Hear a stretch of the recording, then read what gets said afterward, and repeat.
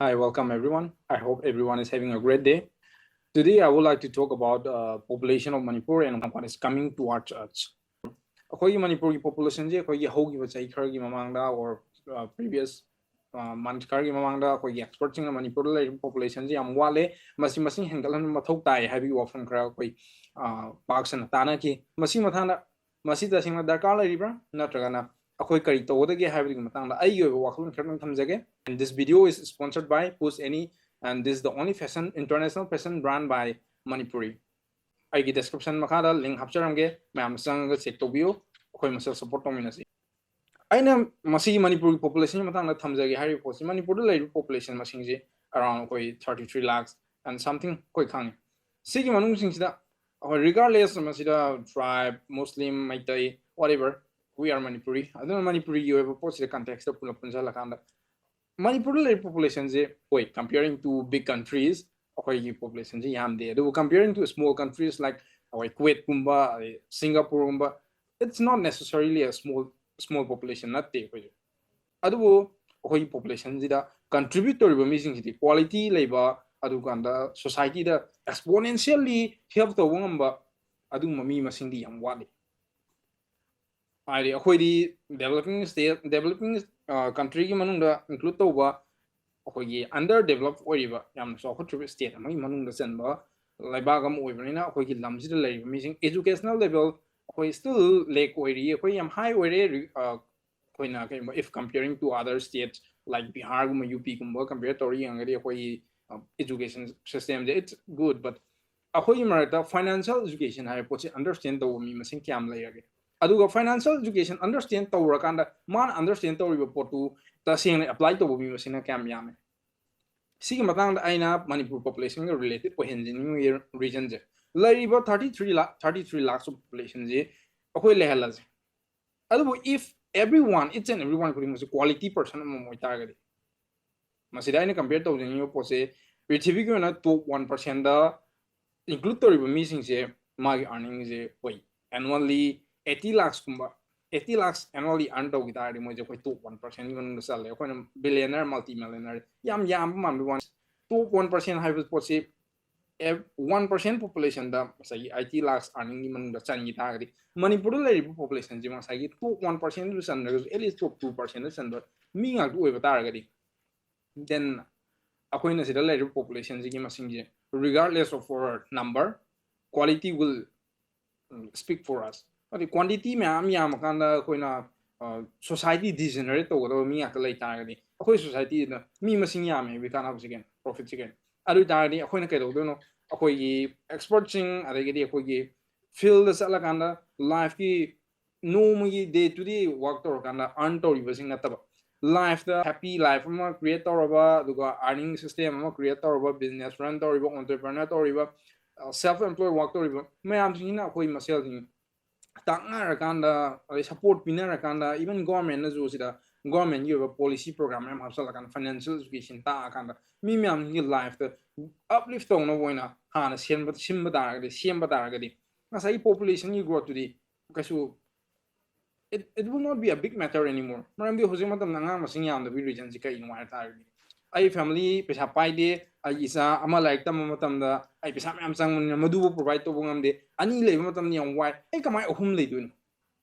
si question jini aduna hana financial problem solve to matunda atai mam ni tam la khadone aduna ahamba quality leba mi ma hana sem gi quality leba society mi khar sem gi aduna akoi tung da la ka future da akoi kan ma ko to quality leba mi sing sem ta ga ni akoi kan ba ma sam tin dum kan ja ga do le ra bane ta si na ka mu quality le ho da ta ri akoi ke do ko do no ha ko tang tham ja akoi ta bi ra mani bim stake project asian look is policy atai te mam lai ga akoi Indian Thailand Myanmar friendship kind of sum Indian government policies manungda roadways railways ma'am same na bagi damta plan program ma'am su chatha ba and mori Manipur mori international market oina bozi onari adu kayumba si portion projects na complete or matamda la kada ba akhoi da thengna kada problem karino ma'am koi amba khangnaram gini ha bai thajade even policy program sem lo da masi awareness se kari mafam am te pi bai thengna jad ꯑꯩꯒꯤ ꯑꯣꯏꯕ ꯋꯥꯈꯜꯂꯣꯟ ꯈꯔ ꯊꯝꯖꯒꯦ ꯀꯔꯤ ꯋꯥꯈꯜꯂꯣꯟ ꯍꯥꯏꯔꯒꯗꯤ ꯀꯔꯤꯒꯨꯝꯕ ꯁꯤꯒꯤ ꯄ꯭ꯔꯣꯖꯦꯛꯁꯤꯅ ꯌꯧꯁꯜꯂꯀꯥꯟ ꯀꯝꯄ꯭ꯂꯤꯠ ꯑꯣꯏꯕ ꯇꯥꯔꯒꯗꯤ ꯑꯩꯈꯣꯏ ꯃꯅꯤꯄꯨꯔꯁꯦ ꯂꯀꯤꯂꯤ ꯏꯟꯇꯔꯅꯦꯁꯅꯦꯜ ꯃꯥꯔꯀꯦꯠ ꯑꯣꯏꯇꯥꯔꯒꯗꯤ ꯑꯩꯈꯣꯏꯗ ꯊꯦꯡꯅꯕ ꯄꯣꯠꯁꯦ ꯀꯩꯅꯣ ꯍꯥꯏꯔꯒꯗꯤ international market ꯑꯣꯏꯔꯒꯗꯤ ꯃꯐꯝꯁꯤꯗ ꯑꯇꯣꯞ country ꯃꯤ ꯃꯌꯥꯝ ꯑꯃ ꯂꯥꯛꯑꯅꯤ ꯑꯩꯈꯣꯏꯗ ꯁꯦꯇꯜ ꯇꯧꯕ ꯌꯥꯗ ꯇꯥꯔꯒꯁꯨ ꯃꯣꯏ ꯏꯟꯚꯦꯁꯇꯔ ꯑꯣꯏꯕꯗꯤ ꯌꯥꯒꯅꯤ ꯑꯗꯨꯒ ꯏꯟꯚꯦꯁꯇꯔꯗꯨ ꯀꯅꯥꯗ ꯏꯟꯚꯦꯁꯠ ꯇꯧꯗꯣꯏꯅꯣ ꯏꯟꯗꯤꯌꯥꯒꯤ ꯑꯣꯏꯅꯗꯤ ꯏꯟꯗꯤꯌꯥꯗ ꯂꯩꯕ ꯃꯤꯁꯤꯡ international market ꯑꯣꯏꯒ꯭ꯔꯕ ꯃꯐꯝꯁꯤꯗ ꯂꯥꯛꯑꯀꯥꯟꯗ ꯁꯦꯇꯜ ꯇꯧꯅꯕ ꯄ꯭ꯂꯥꯟ ꯑꯣꯔ ꯃꯇꯝ ꯈꯔꯗꯪ ꯑꯣꯏꯔꯁꯨ ꯁ꯭ꯇꯦ ꯇꯧꯅꯕ ꯃꯣꯏꯒꯤ ꯄ꯭ꯂꯥꯟ ꯃꯌꯥꯝ ꯑꯁꯤꯗ ꯁꯦꯝꯃꯛꯇꯕ ꯌꯥꯔꯣꯏ ꯁꯦꯝꯈ꯭ꯔꯅꯤ ꯏꯟꯚꯦꯁꯇꯔꯁꯤꯡꯗꯨ ꯑꯩꯈꯣꯏ ꯃꯅꯤꯄꯨꯔꯗ ꯂꯩꯔꯤꯕ ꯏꯟꯚꯦꯁꯇꯔꯁꯤꯡꯗꯤ ꯑꯩꯈꯣꯏ 1 crore 2 crore ꯄꯟꯕ ꯃꯇꯝꯗ ꯑꯩꯈꯣꯏ ꯌꯥꯝ ꯑꯆꯧꯕ ꯄꯩꯁꯥꯅꯤ ꯑꯩꯈꯣꯏ ꯑꯗꯨꯝ ꯏꯁꯥꯅꯁꯨ ꯑꯗꯨꯝ ꯀꯥꯎꯟꯠ ꯇꯧꯖꯩ ꯑꯗꯨꯕꯨ international market ꯑꯣꯏꯔꯛꯄ ꯃꯇꯝꯗ ꯁꯤꯅ ꯑꯩꯈꯣꯏꯒꯤ international hub ꯑꯃ ꯑꯣꯏꯕ ꯃꯇꯝꯗꯗꯤ 1 crore is nothing 1000 crore ꯐꯥꯎꯗ ꯏꯟꯚꯦꯁꯠ ꯇꯧꯒꯦ ꯍꯥꯏꯕ ꯏꯟꯚꯦꯁꯇꯔ ꯃꯌꯥꯝ ꯂꯥꯛꯀꯅꯤ ꯃꯣꯏꯒꯤ ꯕꯤꯖꯤꯅꯦꯁ ꯆꯂꯥꯏꯔꯛꯀꯅꯤ ꯑꯗꯨ ꯑꯣꯏꯇꯥꯔꯗꯤ ꯃꯅꯤꯄꯨꯔꯗ ꯂꯩꯕ ꯃꯩꯇꯩ ꯃꯆꯥꯁꯤꯡ ꯑꯗꯩꯗꯤ ꯑꯩꯈꯣꯏ ꯇ꯭ꯔꯥꯏꯕꯦꯜ ꯏꯆꯤꯟ ꯏꯅꯥꯎꯁꯤꯡ ꯃꯨꯁꯂꯤꯝꯁꯤꯡ whoever ꯃꯅꯤꯄꯨꯔꯗ ꯂꯩꯔꯤꯕ ꯃꯤꯁꯤꯡ ꯀꯩꯗꯧꯕ ꯉꯝꯗꯣꯏꯅꯣ ꯑꯩꯈꯣꯏꯅ ꯏꯟꯚꯦꯁꯇꯔ ꯂꯧꯕ ꯀꯥꯟꯗ ꯑꯩꯈꯣꯏ ꯆꯥꯎꯈꯠꯄ ꯉꯝꯅꯕ ꯍꯣꯠꯅꯕ ꯇꯥꯔꯒꯗꯤ ꯌꯥꯝ ꯕꯦꯁ ꯑꯣꯏꯔꯦ ꯌꯥꯝ ꯊꯤꯅ ꯐꯔꯦ ꯑꯩꯈꯣꯏꯒꯤꯗꯃꯛꯇ ꯌꯥꯝ ꯊꯤꯅ ꯂꯛꯀꯤ ꯑꯣꯏꯕ ꯃꯣꯃꯦꯟꯠ ꯑꯃ ꯑꯣꯏꯔꯦ ꯑꯗꯨꯕꯨ ꯃꯗꯨꯒꯤ ꯏꯟꯚꯦꯁꯇꯔꯗꯨꯗ ꯋꯥꯔꯤ ꯁꯥꯟꯅꯔꯀꯥꯟꯗ ꯑꯩꯒꯤ ꯄ꯭ꯔꯣꯖꯦꯛ ꯑꯃ ꯁꯤ ꯇꯧꯒꯦ ꯑꯩ ꯀꯝꯄꯅꯤ ꯁꯨꯃꯥꯏꯅ ꯆꯥꯎꯊꯣꯛꯀꯅꯤ ꯁꯤꯗ ꯏꯟꯚꯦꯁꯠ ꯇꯧꯕꯤꯌꯨ ꯍꯥꯏꯒꯗꯕ ꯍꯥꯏꯕ ꯉꯝꯒꯗꯕ ꯃꯩꯇꯩ ꯃꯆꯥ ꯀꯥꯏ ꯂꯩꯗꯣꯏꯅꯣ ꯑꯣꯔ ꯃꯅꯤꯄꯨꯔ ꯃꯆꯥ ꯀꯥꯏ ꯂꯩꯗꯣꯏꯅꯣ ꯑꯗꯨ ꯑꯣꯏꯇꯥꯔꯒꯗꯤ ꯑꯩꯈꯣꯏꯅ ꯇꯧꯗꯣꯏꯁꯦ ꯀꯩ ꯊꯕꯛ ꯇꯥꯔꯦ इन्वेस्टर लाकाना जॉब मैम प्रोजेक्ट मैम सेमगलिदुगी लेबर वर्क अदुगा daily wages work toilet cleaner गुंबा अदुगुम नतबा अखोइगी थबक कैम लेबर अदगिदि मु सी मैम हाइबा मतमददि नुंगाइगिदबसु याय नुपासिंगा अदुगी जॉब तौरानी नुपीसिंगा कै थबक तौदोबा लाइबा मैम सिंदुगी एंटरटेनमेंट गी पोता लाकपा याबि पॉसिबिलिटीज याम हाई ओय सिदा आइदि डॉक्टर ओइरे आई इंजीनियर ओइरे आई पुलिस ऑफिसर नि आई एडमिनिस्ट्रेशन पाइरिनी होय या हुजिपोकी ओइनदि सेफ ओइरे आई इचादुसु डॉक्टर होइनो ngамदोरिब्रा आई इचादुसु आईएएस ऑफिसर होइनो ngамदोरिब्रा आई इचादुसु पुलिस ऑफिसर होइनो ngамदोरिब्रा एडमिनिस्ट्रेशन सिस्टम पाइहन ngамदोरिब्रा एमएलए मंत्री पॉलिटिशियन सिंजु आई इचादुसु आईना चटलिबा फील्ड दे चेक अमुक लाक ngamगेदा मसी पॉसिबिलिटी जे तसेना येमरगदि अचौबो पिसा पाइबा मयाम थमजलक तारदि मोगी नुंगाइनबा मीजु मसाना प्रोफाइल मसाना ताबनि डॉक्टर इंजीनियर कंपटीशन में यूनिवर्सिटी अखोई मणिपुर लेबा मी का कंपटीशन तौबने इंडिया के टॉप 10 लिस्ट और टॉप 20 लिस्ट टॉप 100 लिस्ट मैते मसा क्या यावब ngamde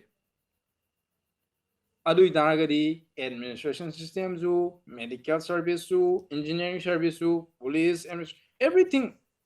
लाइव मीसिंग दुगी नुआइबा मीसिंग लोइन रिप्लेस तौगिबा ताने होजिक योने थबक तौग्रमिना नंगी 20-30 years generation दुदी it is secure